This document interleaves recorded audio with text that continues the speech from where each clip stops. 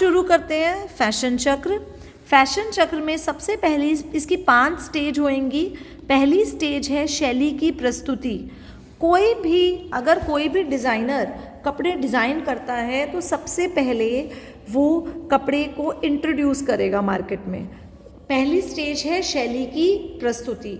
Second stage में वो उस कपड़े को धीरे धीरे उसको लोग देखते हैं, पसंद करते हैं और उसको खरीदने लग जाते हैं। सेकंड स्टेज होती है लोकप्रियता में वृद्धि।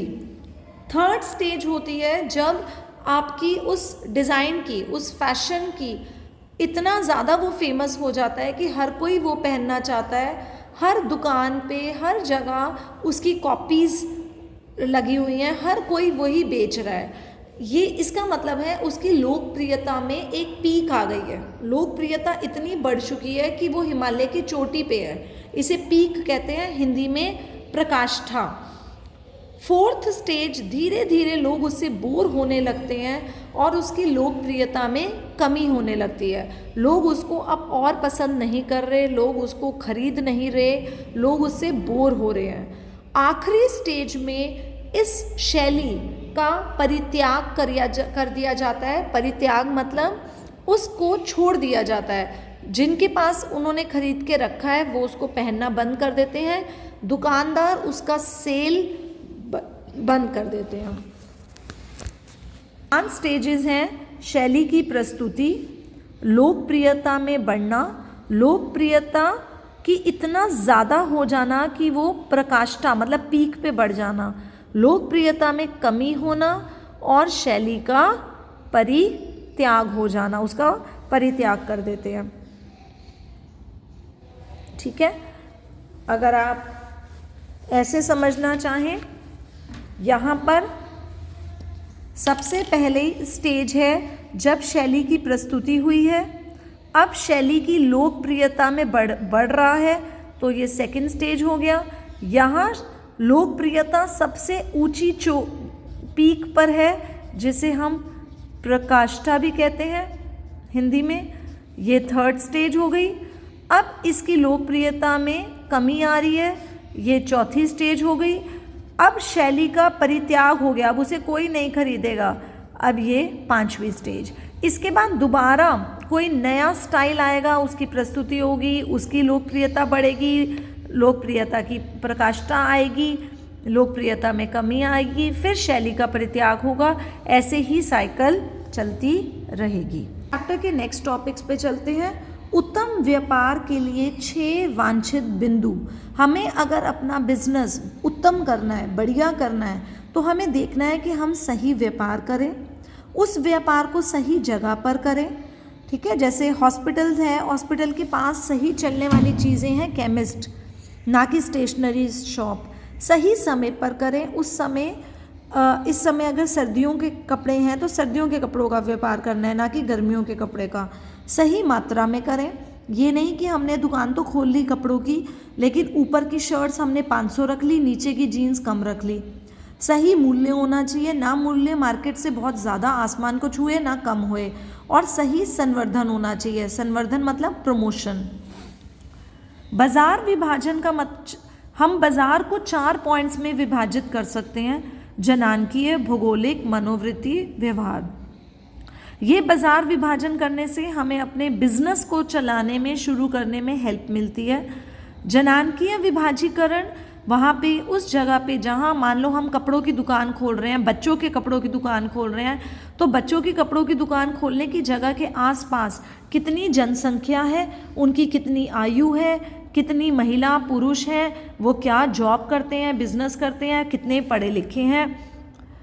सेकंड, भौगोलिक, उसके जिस जगह पे हम दुकान खोल रहे हैं उसके आसपास का भूगोल क्या है, वहाँ का जलवायु कैसी है। ठीक है, जैसे कि कॉटन के कपड़े गुजरात में बिकेंगे, वुलन कपड़े कश्मीर में बिकेंगे। तो भूगोल देखकर ही हमें अपने कपड़ों का बिजनेस शुरू करना है। मनोवृत्ति, मन की सोच, लोग क्या सोचते हैं, उन्हें क्या पहनना है। कुछ लोग अपने बच्चों को, उनके इंटरेस्ट क्या हैं, कुछ लोग छोटी निक्कर पहनना पसंद करते हैं, कुछ लोग बुर्खा पहनना पसंद करते हैं, कुछ लोग फुल स्लीव की सूट पहनते हैं, कुछ लोग स्ट्रैप वाला सूट पहनते हैं। तो उनके मन की सोच क्या है, उनके इंटरेस्ट क्या है, उनकी सामाजिक गतिविधियां क्या हैं, उस हिसाब से विभाजीकरण होता है बाज़ार का, जिसे कहते हैं मनोवृत्ति परक विभाजीकरण। प्लीज़ नेम अच्छे से लर्न कर लेना, एक्सप्लेन तो आप खुद भी कर लोगे, इजी है। व्यवहारगत विभाजीकरण, लोगों का उसके प्रति व्यवहार कैसा है। जैसे दिवाली पे कुछ लोग नए कपड़े पहनते हैं, कुछ लोगों को लगता है नहीं पुराने भी ठीक हैं, कुछ लोग चमकीले कपड़े पहनते हैं, कुछ लोग सिंपल कपड़े पहनते हैं। तो व्यवहारगत विभाजीकरण। इसके आगे देखेंगे फैशन खुदरा व्यापार संगठन। फैशन खुदरा व्यापार संगठन बहुत बार आया है एग्ज़ाम में। इसमें 3 तरह के होते हैं। एक छोटा एकल स्टोर, जिसे यूनिट स्टोर भी कहते हैं, ये हमारे आसपास की स्थानीय दुकानें होती हैं। ये एक व्यक्ति या कोई परिवार चला रहा है। इसको खरीदार, इस दुकान के खरीदार भी आसपास के लोग ही होते हैं। जैसे आपके घर के आसपास की कोई छोटी सी दुकान होगी जो एक फैमिली, एक बंदा चला रहा है, व्यक्ति चला रहा है, जिससे आप अक्सर कपड़े लेने जाते हैं। विभागीय स्टोर वो स्टोर है जिसमें अलग अलग खंड सेक्शन होते हैं। इसमें कपड़ों का अलग सेक्शन, जूतों का, चप्पलों का, हैंडबैग्स का अलग सेक्शन होता है, जैसे कि गोयलसन, रिलायंस मॉल, लाइफस्टाइल। ये कोई एक व्यक्ति, परिवार या पार्टनरशिप में भी हो सकता है। इसके खरीदार आसपास की रिहायशी इलाकों से भी आते हैं। स्टोर श्रृंखला मतलब जैसे कि प्यूमा, रिलायंस, जिनका ब्रांड एक ही है, मालिक एक ही है, लेकिन उसका सामान एक सेंट्रल यूनिट से बनकर सप्लाई हो रहा है। आप उसकी फ्रेंचाइजी ज़रूर ले सकते हो, लेकिन माल उसका एक ही जगह पे बनेगा। नेक्स्ट वीडियो है डिज़ाइनर या व्यापारी में कौन से 3 कौशल होने चाहिए।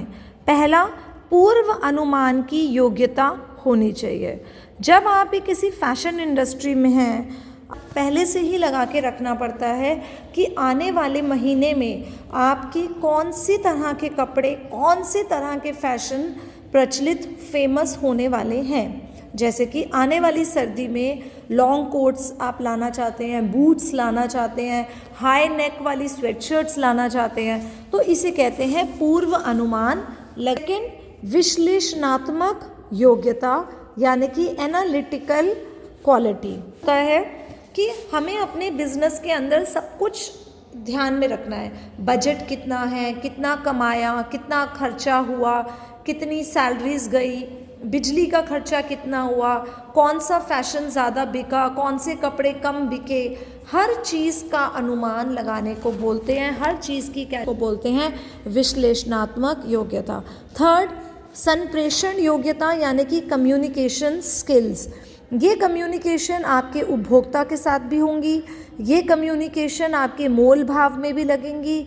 ये कम्युनिकेशन स्किल्स आप जिससे माल लेकर आ रहे हो, सामान लेके आ रहे हो, वहाँ पर भी आपके यूज़ होंगी।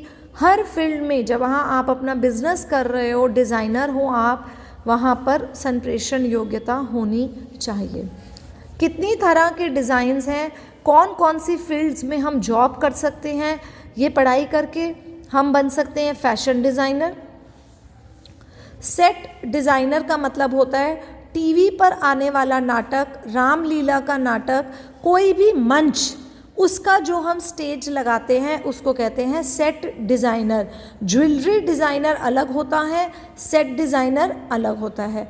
आंतरिक डिज़ाइनर का मतलब होता है इंटीरियर डेकोरेटर, जो घर के अंदर इंटीरियर देखता है कि सीढ़ियाँ कहाँ बनेंगी, बाथरूम कहाँ बनेगा, अलमारी कहाँ रखी जाएगी, उसे कहते हैं इंटीरियर डिज़ाइनर यानी कि आंतरिक डिज़ाइनर। एक और डिज़ाइनर होता है दृश्य व्यापार डिज़ाइनर। दृश्य व्यापार डिज़ाइनर का मतलब होता है जैसे आप शॉप को बाहर से देखते हो, दृश्य मतलब देखना, तो जब आप दुकान को बाहर से देखते हो, कभी कभी कुछ दुकानें इतनी अच्छी लगती हैं आपका मन करता है जाने का। क्यों करता है? क्योंकि उन्होंने बाहर की अपना जो डिस्प्ले है बहुत अच्छे से किया होता है। यही होता है दृश्य व्यापार डिज़ाइनर।